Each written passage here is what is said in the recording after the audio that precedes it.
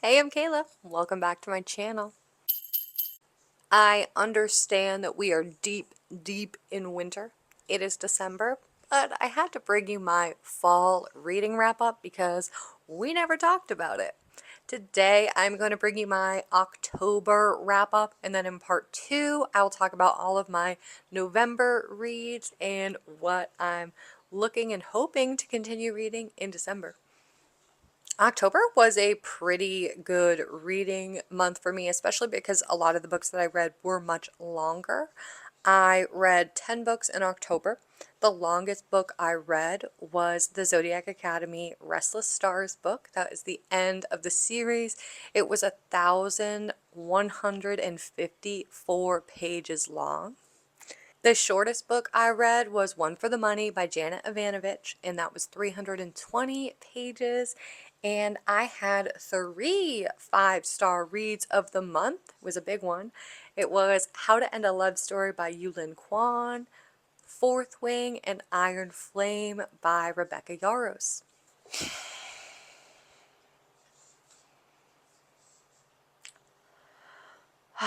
I started off the month with a big freaking disappointment that I ended up giving a very generous 3 stars to, and that is Restless Stars. That is the last book of the Zodiac Academy series by Caroline Peckham and Suzanne Valenti.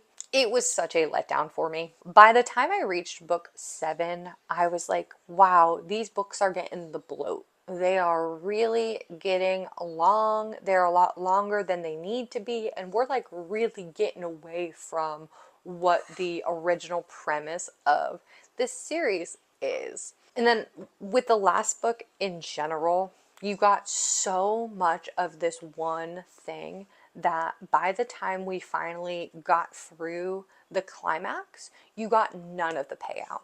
And then instead, you got like a rushed 6 months later epilogue, and then 45 epilogues that just continue to like jump in time. God, it was just so freaking disappointing. And then to get through that many pages, like the whole series itself is so many pages. And I really enjoy a lot of these characters, but to have that last book and the way it did, it wasn't even like the actual decisions of storyline were bad.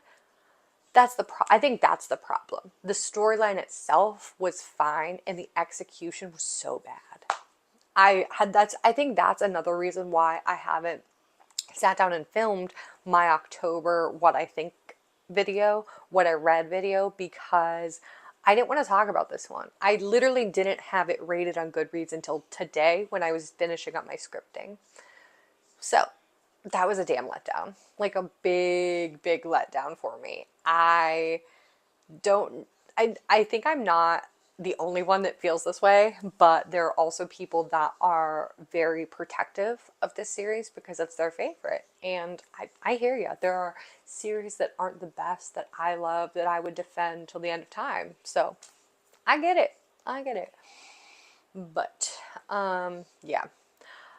I think eventually I want to go back to the Zodiac Academy world, I say. Even though while I was in it, I was like, help, get me out. Yeah, that was my disappointing end to the series.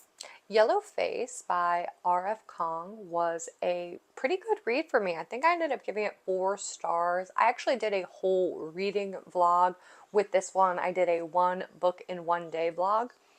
While I was reading it, and when I went back and I did my footage, I could tell I was reading with a very empathetic mind. I wanted to connect and I wanted to like our female main character, but every single decision she made dug her deeper into this hole that I never wanted her to get in the first place. So I couldn't really connect with her, and I didn't want to. I think at the end, rather, I inferred more than I was given. Like, I gave our female main character more of a storyline at the end than was actually written. A lot of people talked about this one being a non-ending. It had a big climactic moment, that was unexpected from the one that you thought would come. But then after that, yeah, the author found it hard to celebrate the payout and then give us like a definitive, this is what happened, which maybe she didn't want to. But as a reader, a lot of times we want to know exactly what happened at the end of the story so we can close it up and stop thinking about it. So maybe this was done in an intentional way to continue the conversation around this book, but I was glad that I read it because it was so different from the things that I usually read. Speaking of, I dipped my toes into dark romance, and I did this by starting with Vengeful Gods by Elliot Rose. This was a reverse harem kidnapping story. And I actually really liked it. I liked the world that she built. It was pretty ridiculous. The whole premise was ridiculous. Like, she gets kidnapped and then enjoys being kidnapped by these men. So, but it was nice. It was also a really good read after Zodiac Academy, different than Zodiac Academy, because Zodiac Academy is spicy, but they were all pretty much like singular relationships. Ruthless Boys is a reverse harem, but they don't really bring that up because they don't bring up her at all, so you don't spoil the prequel series. I ended up giving Vengeful Gods 3 stars. It was spicy and it was fine. I will say I was happy that it was a dark romance book that had a happy ever after. That was cool. This month I also finally picked up Fourth Wing and Iron Flame. Ooh, okay, so good. The funniest thing about these books for me is I read them and I felt kind of different than other people. I read the first one and I finished it and I was like, yes, this is definitely at least 4.5 stars for me, but I don't know if this is a 5-star read just yet.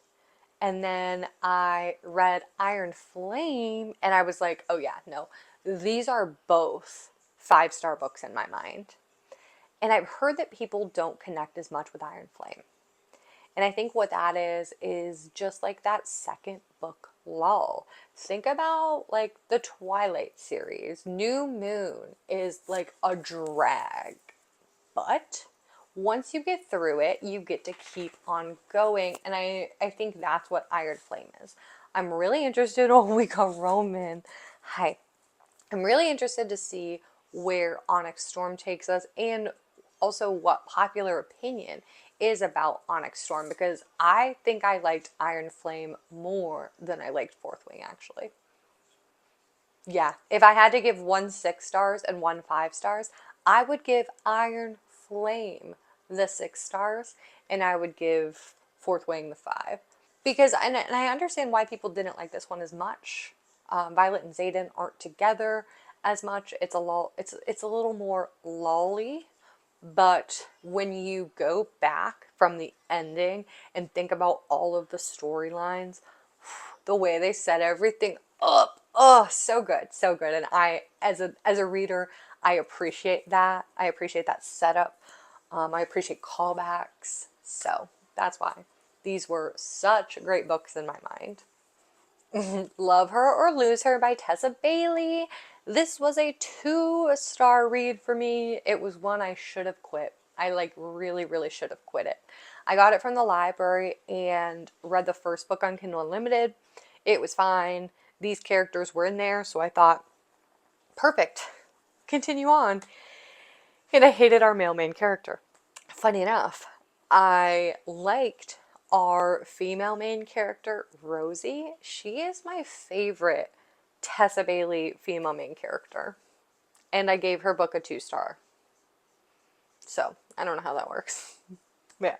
Ooh, I really enjoyed this one, and that was Wild Eyes by Elsie Silver. It was a great read for me. Just a really good time. It's a single dad storyline, and the one thing I really appreciate about Elsie Silver is when she writes children into her story, they help advance the plot and they serve a purpose rather than just being there. So I felt that that happened here. I also love Rose Hill. This is like the Rose Hill series.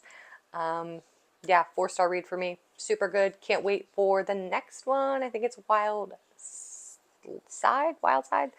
It comes out in March. One for the Money by Janet Ivanovich. That was a 4-star read for me. I was very happy I picked this one up. It was for my No Buy TBR Jar challenge, in which I'm trying to read more books that I normally wouldn't pick up. And this prompt was one that came out the year I was born. So this series has been ongoing for a while. It's the Stephanie Plum series. And I recently read like a few synopses of these books so I could see like where we were in the series. And it really does seem like we're in a suspended timeline where not much time has passed from the first book, which is super cool. So I could definitely see myself picking up any one of these books, especially now that I've met all of these characters. When I was reading the plot for like the 28th book, I was like, I've met everybody in this character. I've met everybody in this book in book 1. So I'm all set. The 31st book in the series came out last month, so I will get to them. Some of them, maybe all of them. I just, zero urgency to do so. Yeah, like none at all. And then finally, I had my other 5-star read of the month, and that was How to End a Love Story by Yulin Kwan. I'm glad that not all of my romance reads were duds this month. This one was so romantic. It started out with a tragedy that didn't bring our female and male main characters together, but rather it affected them both in very deep and serious ways, and they've carried that throughout their lives. So they come back together. They are writing for a TV show. Our female main character's book is being adapted into a television show, and he has been writing television scripts for a while now. So he ends up working on her show. They work together, and right off the bat, like just undeniable chemistry between these two characters. I think they tackled grief so well. I think they tackled family aspects. Like there was a few familial storylines in this book that I think were done really well. I think I teared up. I think I remember being emotional about this one. But yeah, I loved them. I loved their love, and this is one I could honestly see myself picking back up and reading again, which is one of the reasons it is a 5-star read in my mind. Well, that's it. October was a pretty great reading month for me. Did you read any of these ones? Let me know. And be sure to look out for part 2 of my fall reading wrap up, where I'll go through all of the books that I read in November. And spoiler alert, it's actually more than I did in October. Thank you so much for hanging out with me today. I hope you have a great day.